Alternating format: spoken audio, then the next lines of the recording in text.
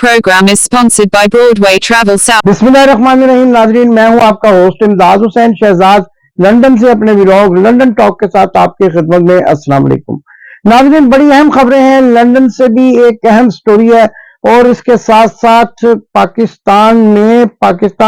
तहरीक इंसाफ के एक और रहनुमा चल बसे हैं और उनको भी जो है प्रेस कॉन्फ्रेंस करने पर मजबूर कर दिया गया है। और यही बाज़गश्त जो है वो हर तरफ गूंज रही है कि फरूख हबीब ने इमरान खान के बारे में जो बातें की हैं वो किसने कहलवाई हैं, क्यों कहलवाई हैं, क्या प्रेशर है, इसकी तमाम हकायक आज आपके सामने अपने व्लॉग में रखूंगा। और इसके साथ साथ आपको ये भी बताना है कि मियां बीमार शरीफ और मियां नवाज शरीफ की दूसरी बेटी अस्मा, इसकी तलाक का क्या मामला था और किस तरीके से तलाक हुई, कैसे शादी हुई और अब किसकी बहू है। और इसके साथ साथ ये सवालात भी उठा रहे हैं कि मियां बीमार शरीफ और मियां नवाज शरीफ पाकिस्तान क्यों नहीं जा रहे, और अगर चले भी गए 21 अक्टूबर को तो उनके पास प्रोग्राम क्या होगा। और इसके साथ साथ एक बड़ा हैरत अंगेज वाकया भी आपके सामने रखना है कि एक ऐसी लड़की कि जिसकी अपनी तालीम के सिलसिले में उसको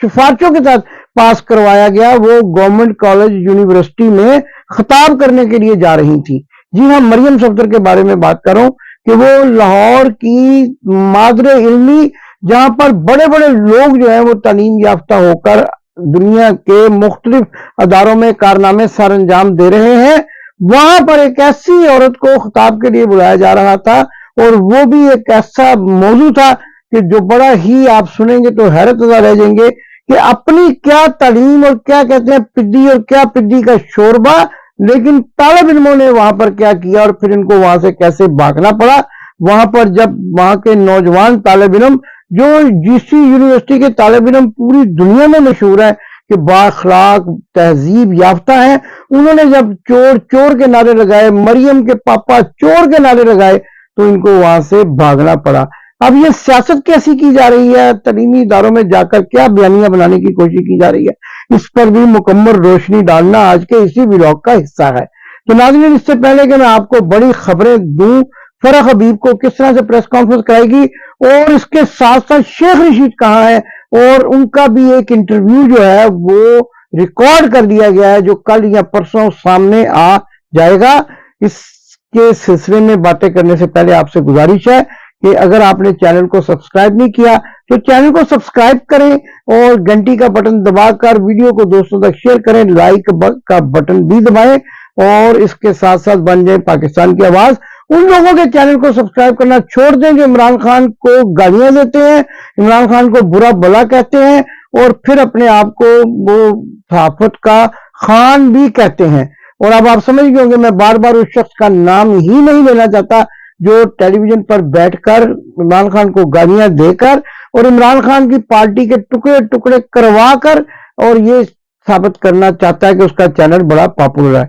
मंसूर अली खान के बारे में कई दफा बात कर चुका, आप समझ गए होंगे, इससे ज्यादा मैं बात नहीं करता और आपको उस खबर की तरफ लेकर चलता हूं कि मियां बीमार शरीफ और मियां नवाज शरीफ की बेटी अस्मा, आपने किसी वक्त भी उसको कभी किसी टीवी चैनल पर स्क्रीन पर नहीं देखा होगा क्योंकि वो सख्त किस्म के डिप्रेशन का शिकार है। और कहा यह जा रहा है कि वो ज़हनी तौर पर इस कदर जो है वो उसकी हालत खराब है कि वो किसी के सामने भी नहीं आती। असल वाकया ये है कि मियां बीमार शरीफ के खानदान में चूंकि ऐसा ही किया जाता है, मुफादात के लिए शादियां कराई जाती हैं, मुफादात के लिए तलाक दी जाती है, तो मियां बीमार शरीफ की बेटी अस्मा का एक अरबी शख्स से ब्याह करा दिया गया जो कि एक स्टील मिल में मियां बीमार शरीफ की फैमिली का पार्टनर था। जद्दा में रहायश पजीर और रियाद में रहायश पजीर उस बूढ़े शख्स की उम्र तकरीबन 70 से 80 साल के दरमियान बताई जाती है। और फिर एक ऐसा वक्त आया कि जब ये पार्टनरशिप खत्म होने वाली थी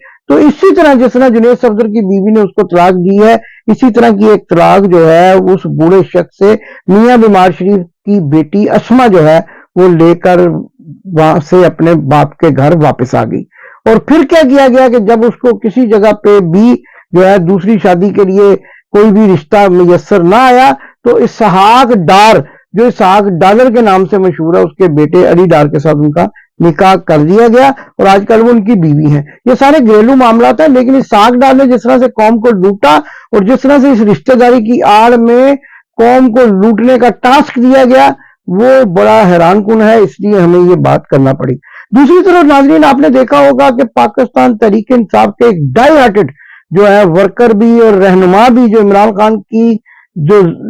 ساتھ دینے کا بھرم اور ساتھ دینے کا دعویٰ کیا کرتے تھے، ان سے بھی ایک آج پریس کانفرنس کرائی، کل یعنی ایک پریس کانفرنس کروائی گئی۔ استحکام پاکستان پارٹی کے مرکزی دفتر 161 سی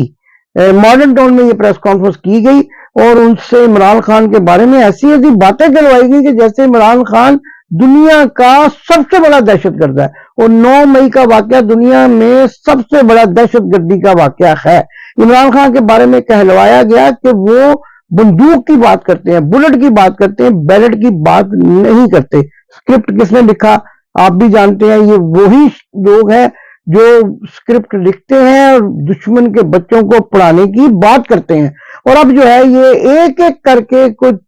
6 مہینے کے بعد، کچھ 4 مہینے کے بعد پہاڑوں سے لوگوں کو برآمد کر رہے ہیں اور ان سے اس قسم کے بندہ یہ پوچھے کہ فاروق حبیب صاحب تھے کہاں، یہ کس کی حراست میں تھے اور کس دباؤ کے تحت۔ لیکن مزے کی بات یہ ہے کہ جو بھی پریس کانفرنس کرتا ہے، جو بھی انٹرویو کرتا ہے، اس کے خاندان والوں کی بھی رائے اس کے ساتھ نہیں ملتی۔ اسی طرح فاروق حبیب صاحب کے خاندان والے بھی فاروق حبیب صاحب کی باتوں سے متفق نظر نہیں آتے۔ آپ کو ایک تصویر دکھاتے ہیں، یہ تصویر ہمارے کچھ اور دوستوں نے بھی دکھائی ہے، یہ صداقت عباسی کی تصویر ہے۔ اس کے بارے میں کہا جاتا ہے ہالیڈیز منانے گئے ہوئے گلگت بلتستان میں۔ آپ ان کا چہرہ دیکھ کر بتائیں کہ یہ ہالیڈیز منا کر آئے ہیں یا اسلام آباد کے قریب اس مقام شاہدرہ سے آئے ہیں جہاں پر عمران ریاض کو بھی رکھا گیا، ان کی زبان کاٹی گئی اور اسی طرح دوسرے لوگوں کو بھی وہاں غائب کیا ہوا ہے، اور جب چاہتی ہے کمپنی ان کو باہر نکالتی ہے اور ایک انٹرویو ناکام ہو جائے تو پریس کانفرنس کروا ڈالتی ہے۔ لیکن اب تو یہ بھی خبر آ رہی ہے اور یہ بڑی خبر ہے جو میں آپ کے سامنے بریک کر رہا ہوں کہ شیخ رشید احمد جو عوامی مسلم لیگ کے مرکزی رہنما اور اکیلے صدر ہیں، ان کو بھی انٹرویو میں مدعو کر کے انٹرویو ریکارڈ کر لیا گیا ہے، اور وہ کیا کہیں گے وہ بھی آپ دیکھ لیں گے، لیکن ان کی شکل دیکھ کر بھی آپ کو پتہ چل جائے گا کہ شوگر کا یہ بوڑھا مریض کس کی زبان بول رہا ہے، کون سے ریڈیو اسٹیشن کے چینل سے بات کر رہا ہے، کیا یہ وہ بات کر رہا ہے کہ جو عمران خان ملک دشمن